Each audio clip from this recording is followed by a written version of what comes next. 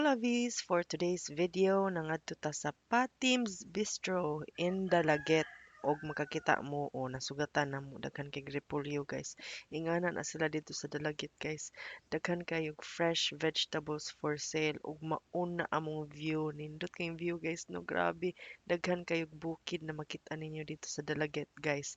And after ana maabot na dayon mi sa location. So this is outside the Patim's Bistro Cafe. Mo ni siya guys. Naidaghan kayo ka parkingan.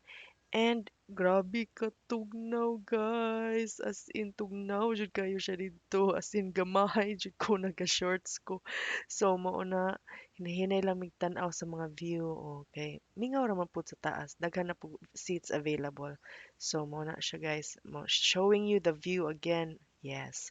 So majestic. Grabe, amazing. Makitaan pa jud ninyo ang island na nas unahan, oh. Kita mo ang island, guys. Nindot kay view, guys, ha. As in, grabe ka tugnaw, nindot kay view, lami pa jud og pagkaon. Mauna siya ang sa ilahang taas, guys. Daghan kayog seats and tables available and mauni ilahang sa ubos. Nindot kay lang mga trees, guys. So I think that is the African talisay, if I'm not mistaken, and the pine trees. Hey guys, nadi meron sa Patim's Bistro. There is sa Dalaget Panilab, no? Sa Dalaget. And grabe, murag gamay ko nga nung shorts ko. Grabe, jud katugnaw karong adlaw. Nice. Lay, mas tugnaw pa sa before. So guys, if nangita mo og lami na pagkaon, nindot na view og bugnaw na panahon, ari mo sa Patim's Bistro, guys. Alright, so nanginom nami og kape og hot choco aning panahona kay grabe jud katog now while waiting for the food and mo na siya ang food na mo guys.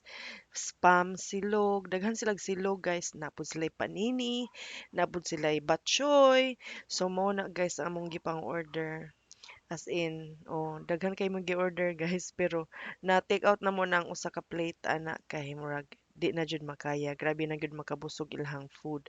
So mao na ang ilhang mga silog, mao na ilhang cheese panini ug mao na ilhang batchoy.